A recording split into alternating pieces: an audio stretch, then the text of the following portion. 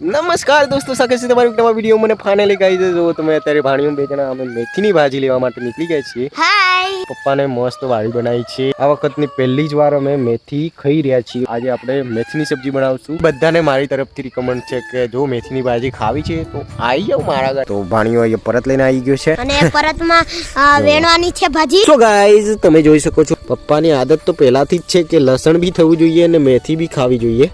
મતલબ ભેગું જ નાખી દે છે યાર. ઘણી વાર મને ના પાડી છે કે આવું ના કરો પણ પપ્પાની આદત છે કે પહેલાથી જ બસ હું તો બધું ભેગું જ કરીશ.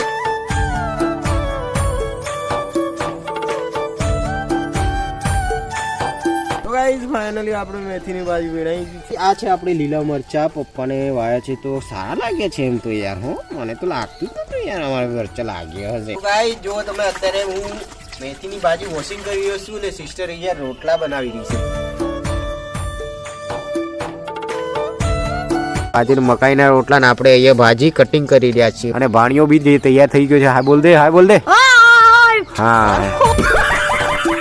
હો ગાઈસ પોલક તૈયાર થઈ ગઈ છે.